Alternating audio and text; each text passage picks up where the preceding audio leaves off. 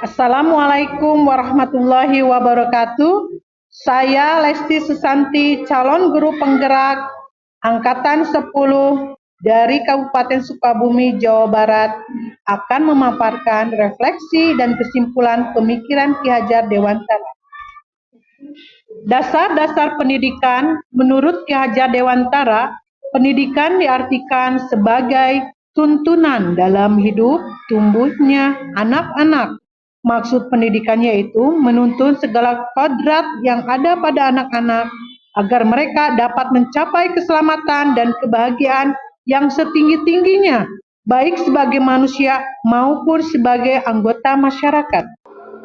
Pemikiran Ki Hajar Dewantara, pendidikan harus sesuai dengan kodrat anak, yaitu kodrat alam dan kodrat zaman. Kodrat alam yaitu pendidikan harus disesuaikan dengan kondisi alam dan kultur budaya anak berada. Anak yang berada di daerah pantai akan berbeda kultur budayanya dengan anak yang berada di daerah pertanian ataupun pegunungan. Sehingga proses pendidikannya juga akan berbeda. Kodrat zaman yaitu keadaan zaman untuk tumbuh anak saat ini. Kita berada di abad 21 dan revolusi industri, di mana penggunaan teknologi yang dominan sehingga pembelajaran pun harus dapat menyesuaikan, di mana anak-anak harus memiliki kemampuan kompetensi abad 21, yaitu berpikir kritis, berpikir kreatif, pemecahan masalah, komunikasi efektif, dan kolaborasi.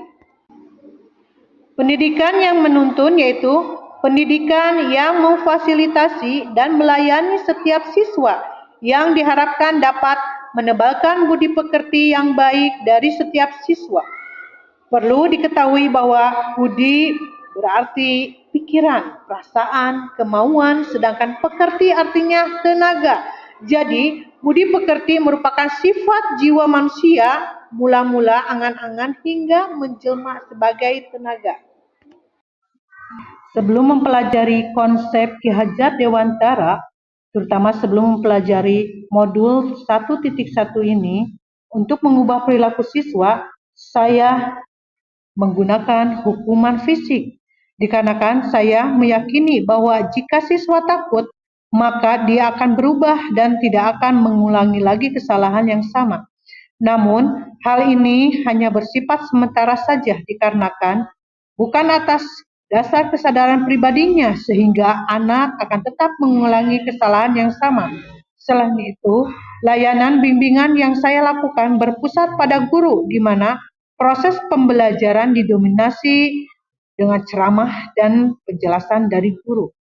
Pembelajaran dilakukan hanya semata untuk mencapai target kurikulum sesuai dengan program layanan yang saya buat. Perbedaan karakteristik siswa juga tidak terlalu diperhatikan dan semua siswa dianggap sama. Dikarenakan saya belum mengerti atau memahami tentang kodrat anak, sehingga tidak ada perlakuan yang berbeda antara anak yang cepat mengerti dengan anak yang lambat memahami pelajaran. Dalam pembelajaran, saya sering marah-marah jika ada anak yang tidak fokus belajar, bermalas-malasan saat belajar, dan tidak memahami apa yang saya jelaskan. Setelah mempelajari konsep Ki Hajar Dewantara, terutama setelah saya mempelajari modul 1.1 tentang filosofi pendidikan oleh Ki Hajar Dewantara, pemikiran saya tentang pendidikan pun menjadi berubah, bahwa pendidikan adalah proses menuntun, memfasilitasi, melayani anak didik dengan sabar dan ikhlas. Karena setiap anak berbeda-beda, membuat pembelajaran yang menyenangkan dan pendidikan yang berpihak menghambakan pada anak. Dalam menuntun, saya akan menggunakan trilogi pendidikan oleh Ki Hajar Dewantara, yaitu Ingarso Sung Tulodo, di depan memberikan teladan, Ingarso Mangun Karso, di tengah membangun keinginan atau motivasi ataupun semangat kepada anak. Dan yang terakhir, Tutwuri Handayani, di belakang mendorong. Apa yang saya akan lakukan selanjutnya, yaitu di kelas dan di sekolah saya, yang pertama membuat Mode pembelajaran yang berbeda-beda sesuai dengan materi yang ada diharapkan dapat membuat anak bersemangat untuk belajar.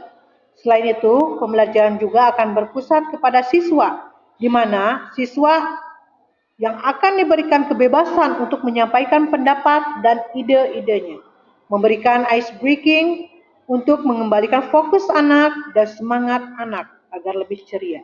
Dikarenakan setiap anak adalah unik dan berbeda, yaitu membuat kodrat masing-masing, maka dalam penyampaian materi, pembelajaran penilaian akan dibedakan sehingga akan mengakomodir semua kemampuan siswa. Jika ada anak yang kurang fokus, maka akan dilakukan ice breaking untuk mengembalikan fokus anak dalam pembelajaran. Terima kasih.